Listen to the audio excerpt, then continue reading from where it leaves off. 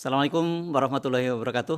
Apa kabar Anda semua? Lama tidak berjumpa dan saya Herzun Arif dari Forum News Network akan berbagi satu cerita yang cukup menarik, kisah yang cukup menarik. Saya baru saja mendapat kabar yang cukup menarik berkaitan dengan hasil pemilihan presiden tahun 2019 yang sempat disengketakan di Mahkamah Agung, dan gugatan ini diajukan oleh Ibu Rahmawati dan kawan-kawan, dan yang menjadi objek gugatan adalah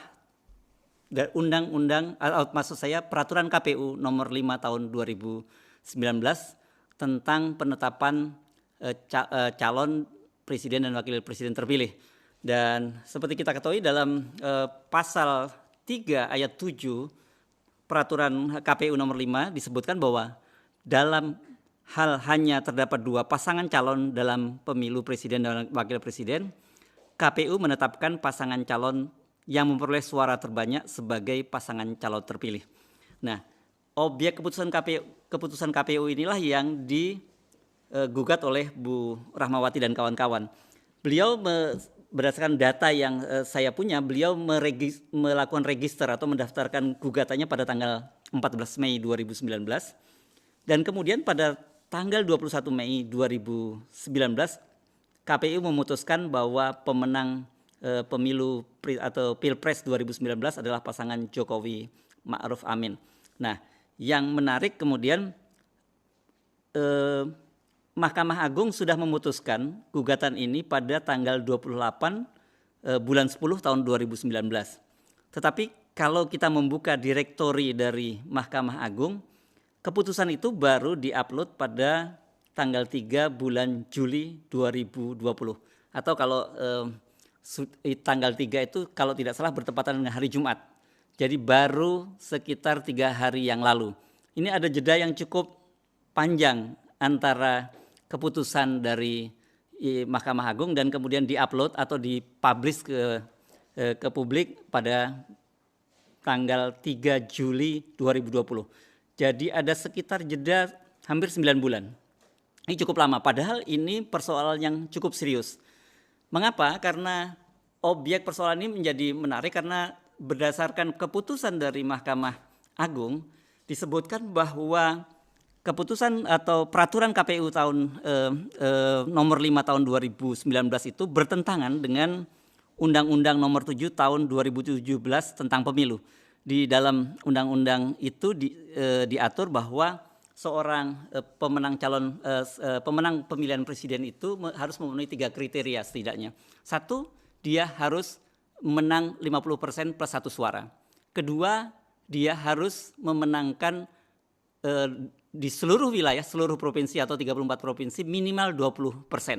Dan yang terakhir, dia harus menang setidaknya di separuh plus 1 dari seluruh provinsi. Dari ketentuan undang-undang itu yang juga diatur dalam pasal 6A Undang-Undang Dasar 45, jadi ini bunyi antara Undang-Undang Pemilu dengan Undang-Undang Dasar 45 ini hanya copy paste, jadi sama semua. Ada 3 ketentuan tadi. Dari 3 ketentuan tadi, kalau kita cermati sebenarnya harusnya Jokowi tidak memenuhi ketentuan itu karena dia kalah di Sumatera Barat. Ada 13 provinsi yang kalah dan kemudian 2 provinsi Jokowi hanya memperoleh suara sekitar 14%.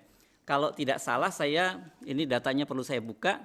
Di Aceh Jokowi hanya mendapat 14,48%, 14,41%. Sementara di Sumatera Barat lebih kecil lagi, jumlahnya aja 14,08%. Artinya sebenarnya dari ketentuan Undang-Undang Dasar Pasal 6A maupun Undang-Undang nomor 17 tahun 2017 tentang pemilu, Jokowi tidak memenuhi ketentuan ini. Nah, yang jadi menarik mengapa kemudian yang kita pertanyakan mengapa putusan itu begitu lama dipublish, padahal kita tahu Presiden dilantik pada tanggal 20 Oktober 2019 dan kemudian putusan ini hanya sepekan berselang, tanggal 28 bulan 10 tahun 2019. Tentu ini akan menjadi objek yang cukup menarik bagi kalangan ahli hukum, terutama para pakar hukum tata negara. Diskusi-diskusi ini saya kira akan menjadi wacana publik di tengah situasi COVID yang sekarang sedang melanda.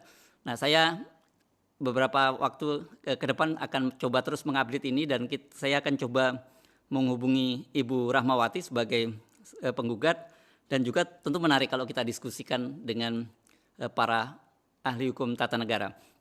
Nah, melalui channel ini terus ikuti, karena Forum News Network akan melakukan update-update bersama saya tentang berbagai persoalan politik, termasuk juga masalah-masalah ketatanegaraan yang sekarang sedang gonjang-ganjing. Sampai berjumpa dalam episode berikutnya. Assalamualaikum warahmatullahi wabarakatuh.